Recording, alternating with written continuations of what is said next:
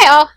So this week's reading assignment is going to move us into nonfiction reading strategies, informational strategies, and reading about finding the main idea and summarizing text is definitely going to be part of what you're going to be reading about. But I had a couple of ideas that I wanted to share with you prior to you reading that. Some of you had mentioned in one of your discussion boards that a big problem that your students struggle with is locating main idea. So I did have some information on that I thought would be a good way to get us started on thinking about informational text before you read the text for this week. So, if we're thinking about writing a summary, we can present it to the students as writing a summary is like squeezing a sponge. Because if you think about it, if you dip a sponge into a big bucket of water and then pull that sponge up, all that water that's extra and unnecessary starts to run off the sponge and actually runs back into the bucket, and you can squeeze that sponge and get even more stuff out of that sponge that is not really necessary. And what you're left with is a sponge that is wet enough for you to actually wipe down your surface and to do the job that it needs to do. So a sponge kind of drains out what is unnecessary and then leaves you with what it is that you need to get the job done. So that's a good little image to present to your students when you're talking about what a summary is. If we're thinking about writing a summary is actually a pretty difficult task, and we throw it out to our students all the time like it's easy. You know, take this home, read it tonight, and write me a summary. And without really realizing that it's actually a very complex task. So if we think, in order for a summary to be successful, the kids have to do three different things. First, they have to locate and or state the main ideas that are in the text that they're reading. They need to take notes on it in most cases so that they can remember the information. And then they have to compile that information into a logical, well-written summary, one that squeezes all the details out and just leaves the necessary information. So, the first thing we said that they need to do is they need to locate the main ideas of the text. So there are several different layers of main ideas that can be in a text, and sometimes this causes confusion not only for the students but for us as teachers. So if we think about it, a reading selection could have a main idea for the entire selection. Actually, it often has a main idea for the entire selection. And our Maryland College and Career Ready standards call that a central idea after the students are in about 6th grade. So 6th grade going forward, main idea becomes central idea, and we're talking about what is the main idea for the entire text.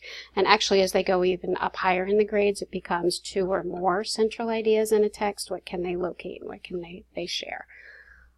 A text could also have a few different sections within that text that have different main ideas.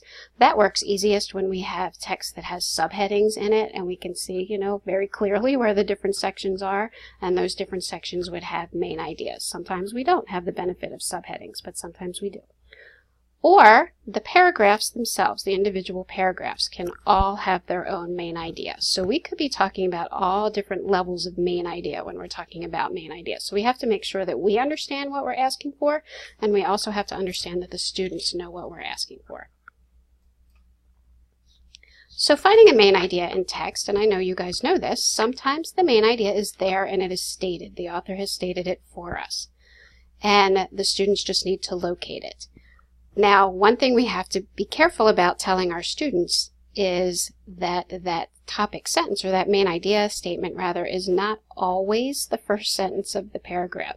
I think that's an easy default that we go to when we're teaching students to locate main idea, but we also do them a disservice when we teach them that, because then when they encounter text where the main idea is not the first sentence, they're all lost.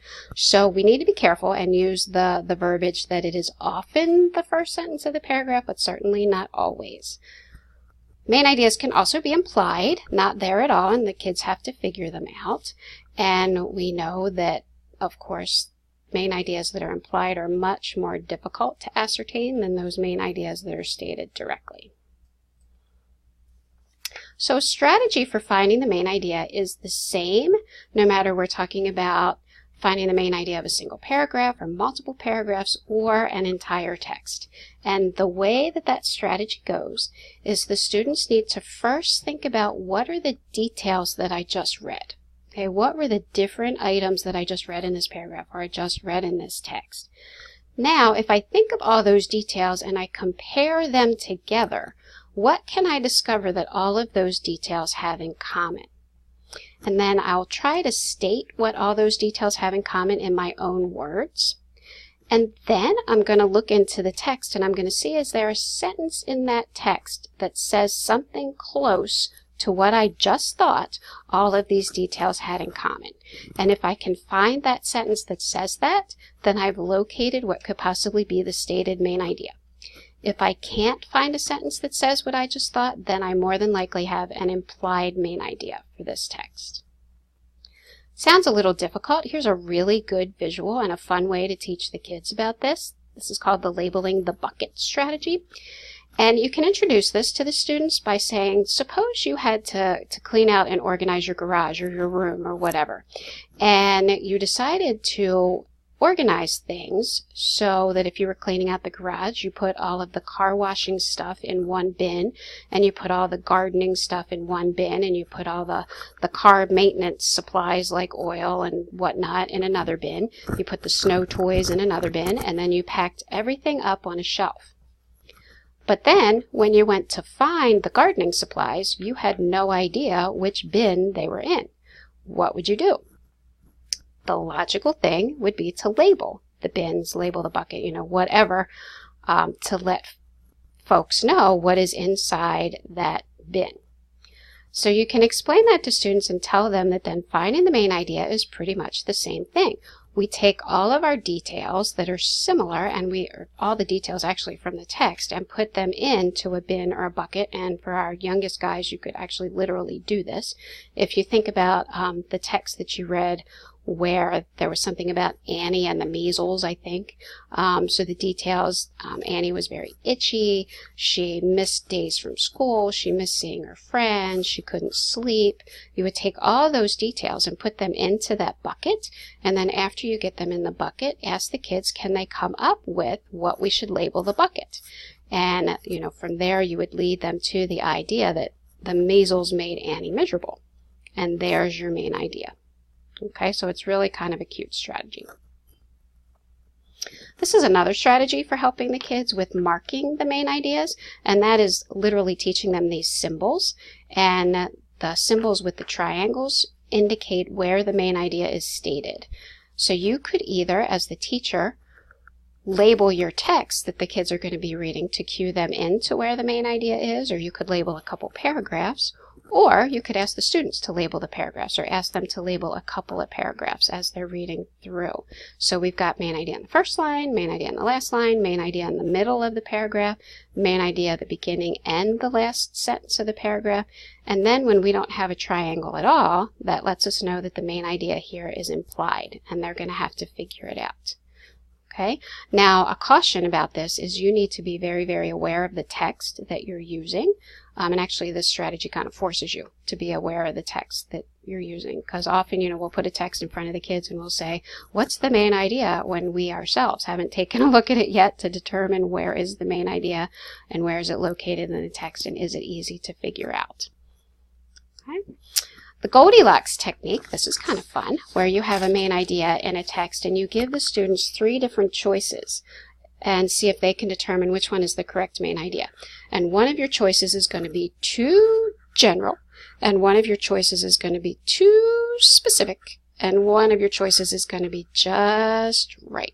So you can see here some examples of a text that I've used in the past about different ways of killing vampires. So too general, that the vampires were feared by many people. That's just way too big. Too specific, how they kill vampires in Ireland. And then just right, folklore from around the world explains different methods for killing vampires. So that's main idea, but remember we said there's 3 things that are involved in writing a summary. So they have to locate the main ideas, then they need to take notes. So one of the easiest ways, I guess easy isn't really the right word, maybe one of the most effective ways for having students take notes while they're reading and locating main ideas is with a simple 2-column chart. And my middle school, high school folks, you might recognize this as Cornell Notes. And that's exactly what it is, where the students write main ideas on this side and they write details on this side. Now, you can use this as a way to scaffold instruction, because if you give them just a blank 2 columns and they have to fill in the main ideas and the details, that's very higher level. And some of your students may be able to do that, but a lot of them won't. So a way you can scaffold it is just have them read the text and just have them list the details. And then after they list the details, remember the strategy of then consider the details. What do they all have in common? Can we state the main idea? Or can we find a sentence that states the main idea? Or the reverse. You provide them the main ideas and they have to locate the details that go with the main ideas. Or you can do a combination, in the different sections of the text. Give them the main idea for one section, they have to come up with the details, and then give them the details for one section and they have to come up with the main ideas. The nice thing about the 2-column chart is that it then ends up being a really good study guide for the kids, because all they have to do is fold it in half down the line and they can look at the main ideas and think of, what are the details that they remember. Also really works well for vocabulary. The word on one side, the definition or the other, but that's not what we're talking about right now. This is just an example of what that would look like. This is a text that I've used in the past on the effects of caffeine. So here's the main idea and here's the details on this side. Now, also when they're taking notes, they have to know that their notes should be paraphrased. They shouldn't be copying word for word how to paraphrase. Remember that reading is not a natural skill, and neither is paraphrasing. So we have to teach them how to do it.